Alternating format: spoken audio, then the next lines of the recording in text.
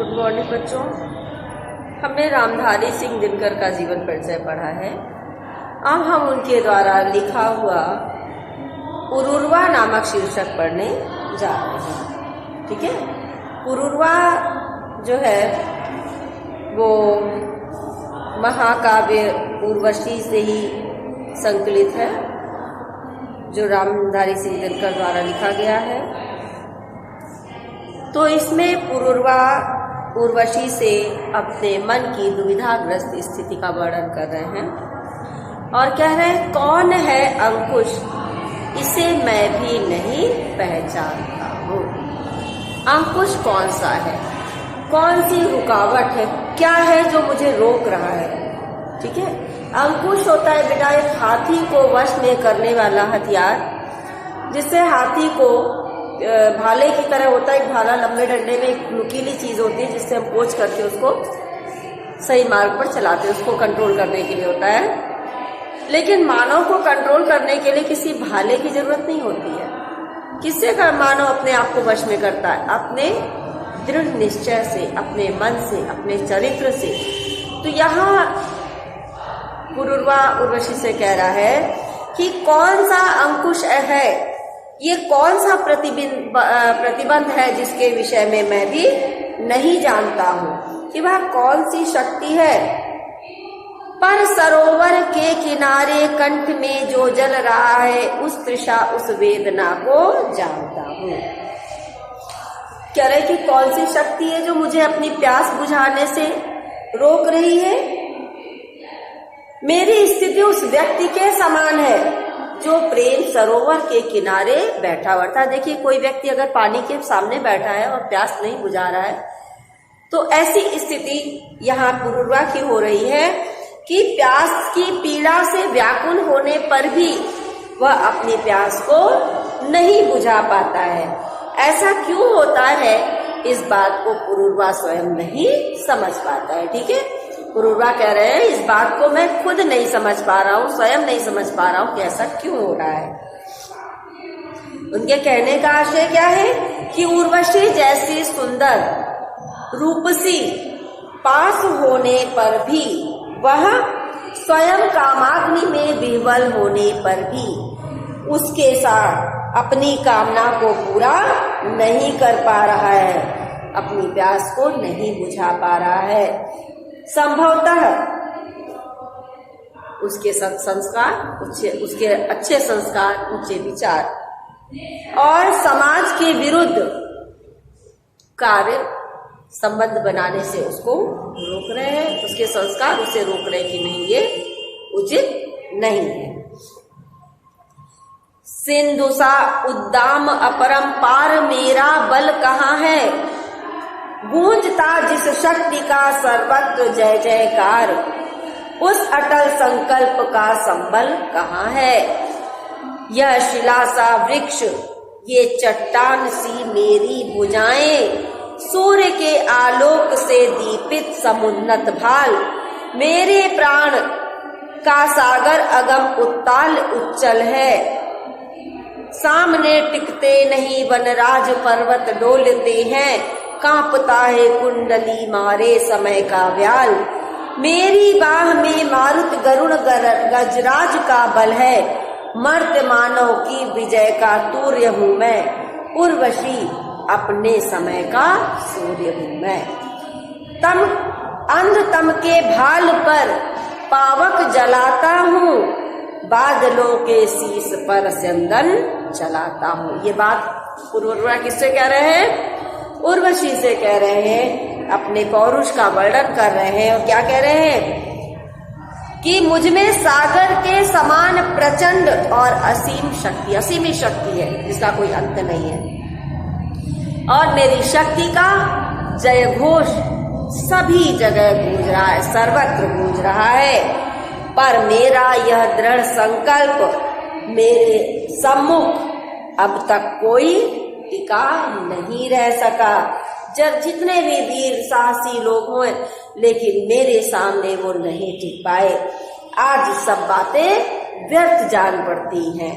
तुम्हारे सामने मेरा पौरुष पता नहीं कहाँ चला गया। मेरा ये जो बल था वो कहाँ चला गया। आशय कहने का क्या है कि उर्वशी का यौवन सामने है और मैं उसको भोगने में अक्षम हो रहा हूं, असमर्थ हो रहा हूं। क्यों? क्योंकि मेरे संस्कार ऐसा करने से मुझे रोक रहे हैं। ठीक है, अब क्या कह रहे हैं कि ऐसा नहीं है, गूंजता जिस शक्ति का सर्वत्र जय जयकार, सभी जगह मेरा जय जयकार डोलता रहता है। तो कह रहे हैं इसका मतलब ये ना समझ लेना कि हम कमजोर हैं। ठीक है, मेरी शक्ति में कोई कमी नहीं आई है। कह रहे हैं कि मेरी सारी शक्तियां मेरे पास विद्यमान है।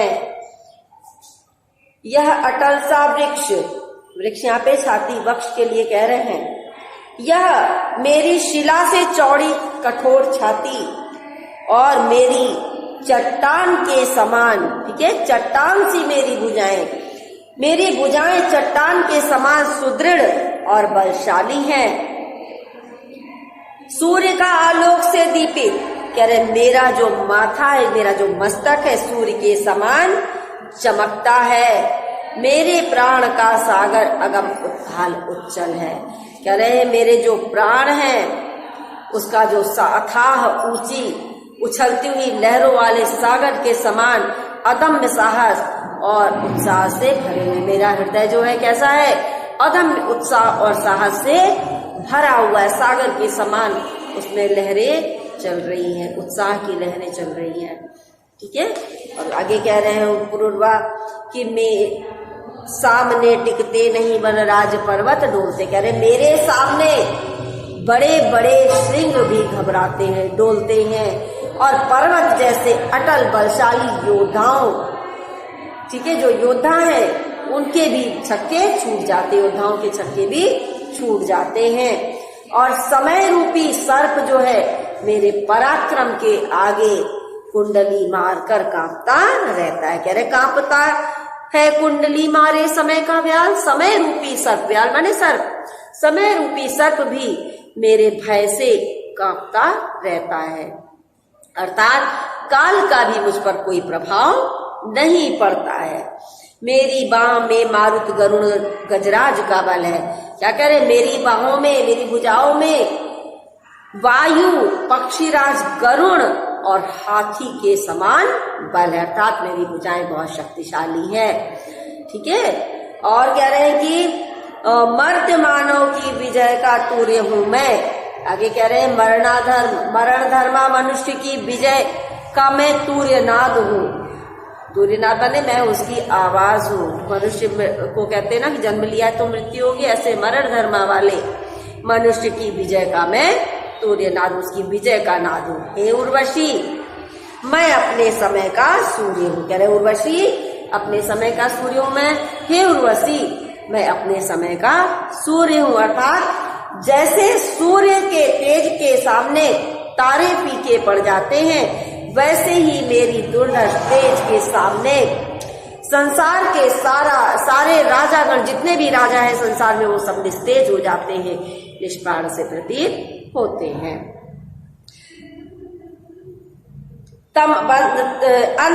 अंध तम के भाल पर पावक जलाता हूँ, बादलों के शीश पर चंदन चलाता हूँ। तो कह रहे संपस्त पृथ्वी मंडल का एक छत्र सम्राट मैं ही हूँ, इसलिए अंधा कर देने वाले अंधेरे के मस्तक पर मैं अग्नि जलाता हूँ। अर्थात मैं अज्ञान को दूर कर सर्वत्र ज्ञान की ज्योति जलाता हूँ। मेरा रथ बादलों के सिर पर भी चलता है। अर्थात पृथ्वी और आकाश दोनों ही मेरे यश का गुणगान करते हैं।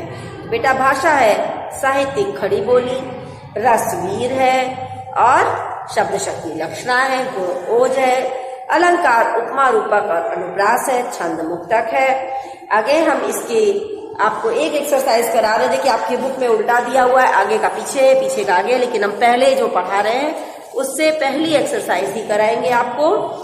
तो सबसे पहले जो प्रश्न है कि पद्यांश के कवि और कविता का नाम लिखिए। तो सभी को पता है ना, कवि का नाम रामधारी सिंह दिनकर है और कविता का नाम है पुरूरवा, ठीक है, रेखांकित अंश की व्याख्या कीजिए।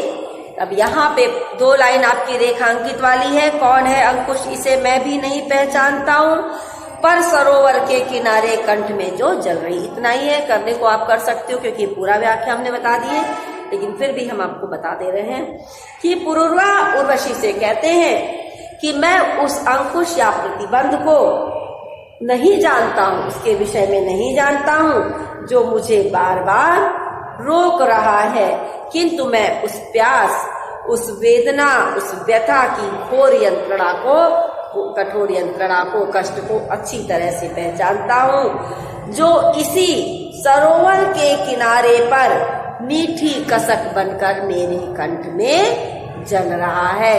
अर्थात तुम्हारे सामने होने पर भी कौन सा ऐसा अंकुश है जो मुझे तुम्हें प्राप्त करने से रोक रहा है। इस वेदना को मैं नहीं, इस अंकुश को मैं नहीं पहचानता हूँ। ये आपके रेखांकित अंश की व्याख्या थी। और पुरूरवा अपने सिंधु के समान बल के संदर्भ में क्या कहता है? तो बेटा पुरूरवा अपने सिंधु के समान बल के संदर्भ में कहता है कि बड़े बड़े जो गजराज पर्वत मेरे सामने कांपते हैं। समय रूपी सर्प भी कुंडली मारकर डर के मारे कांपता रहता है। बड़े बड़े राजाओं के छक्के छूट जाते हैं। मेरी बाहों में वायु, पक्षीराज गरुड़ और हाथी जैसा बल है। इसे तो बहुत सारा वर्णन किया है, लेकिन आप इतना ही लिखोगे, ठीक है। सिंधु के समान अपरम बल, तो सिंधु माने सागर के समान बल को क्या कहता है? एक तरह से ये भी कहता है वो कि सागर की जो लहरें जिस तरह से तेजी से उठती, उसी तरह से मेरे अंदर भी वीरता का सागर दौड़ता रहता है, लहरें उठती रहती हैं। प्रस्तुत काव्य पंक्तियों में कौन अपनी शक्ति का परिचय दे रहा है? तो बेटा प्रस्तुत काव्य पंक्तियों में पुरूरवा अपनी शक्ति का परिचय दे रहा है। पुरूरवा अपनी शक्ति का प्रदर्शन किससे कर रहा है? तो बेटा इसका उत्तर है पुरूरवा अपनी शक्ति का प्रदर्शन उर्वशी से कर रहा है। दूसरा आपका जो एक्सरसाइज है वो है मर्त्यमानों की विजय का तूर्य हूं मैं, यहाँ से लेकर के आपका मुस्कान से, ये आपका हमने लिख रखा है तो जो संकेत है। तो इसमें जो सबसे अंतिम 2 लाइनें, विग्ध हो जाता सहज बंकिम नयन के बाण से, जीत लेती रूप सी नारी उसे मुस्कान से। तो जब हम आगे का टॉपिक पढ़ाएंगे तो इसके बाद आगे का ही हम आपको व्याख्या बताएंगे। तो जब पढ़ेंगे तभी इसको करेंगे आगे, ठीक है। पर न जाने बात क्या है, इंद्र का आयुध पुरुष जो झेल सकता है, सिंह से बाहें मिलाकर खेल सकता है, फूल के आगे वही असहाय हो जाता, शक्ति के रहते हुए निरुपाय हो जाता, विद्ध हो जाता सहज बंकिम नयन के बाण से, जीत लेती रूप सी उसे मुस्कान से। ठीक है। अब देखिए पुरूरवा क्या कह रहे हैं कि पता नहीं क्या बात है, ठीक है, क्या कारण है कि जो पुरुष इंद्र के वज्र को झेल सकता है, वज्र प्रहार को सह सकता है और सिंह से निहत्था भिड़कर उसका मान मर्दन कर सकता है, उसके अहंकार को चूर कर सकता है, वही असीम पराक्रमी पुरुष पुष्प के समान सुकुमार, फूल के समान कोमल नारी के सामने कैसा बेबस हो जाता है, कैसे असहाय हो जाता है। उसकी सारी शक्ति नारी के सामने बेकार हो जाती है। नारी के जो तिरछे, क्या कह रहे हैं कि बंकिम नयन के बाण से, तिरछे नयन के बाण कह रहे, नारी के जो तिरछे कटाक्ष रूपी बाण है वह उससे बिंध जाता है। सुंदरी नारी उसे केवल मुस्कान से जीत लेती है, अर्थात नारी की मुस्कान देखने से ही वह अपना आपा खो बैठता है और वह नारी के वश में हो जाता है। तो क्या कह दिया है यहाँ पे पुरूरवा ने कि मैं बहुत शक्तिशाली हूँ, मैं इतना शक्तिशाली हूँ कि इंद्र के वज्र के प्रहार को भी सह सकता हूँ, सिंह के साथ में निहत्था युद्ध उसके साथ लड़ सकता हूँ, उसका पराक्रम गिरा सकता हूँ, उसके बल को क्षीण कर सकता हूँ। लेकिन फिर भी मैं फूल के समान एक कोमल नारी के सामने क्यों असहाय हो गया हूँ। मेरे सामने पूरी शक्ति है, लेकिन फिर भी मैं निरुपाय में बिना उपाय का हो गया हूँ। और क्या कह रहे हैं कि जो व्यक्ति सारे संसार को जीत सकता है वह एक स्त्री की मुस्कान मात्र से हार जाता है। तो बेटा यहाँ पर भी सबसे पहले आप लिखेंगे गद्यांश और कवि का नाम और कविता का नाम। तो बेटा कवि का नाम रामधारी सिंह दिनकर है और कविता का नाम पुरुरवा है। और इसके बाद नेक्स्ट है आपका रेखांकित अंश की व्याख्या कीजिए। तो लास्ट 2 लाइनें हैं इसकी कि आप लिखेंगे कि पुरुरवा कहते हैं कि जो पुरुष बड़े बड़े कठिनाइयों को, देखिए सरलता से आप शॉर्ट में लिखेंगे तो ऐसे लिखेंगे, बड़े बड़े युद्ध जीत सकता है, बड़े बड़े राजाओं से भिड़ सकता है, इंद्र के वज्र को झेल सकता है, सिंह से निहत्था युद्ध कर सकता है, वह पुरुष एक स्त्री के तिरछे कटाक्ष रूपी बाण से बिंध जाता है और उसकी उस सुंदरी की एक मुस्कान के सामने वह हार जाता है। सुंदर रूप से उसके हृदय को जीत लेती है, उसको कमजोर कर देती है। पुरुष फूल जैसी कोमल नारी के सामने असहाय क्यों हो जाता, अभी हमने आपको बता ही दिया है।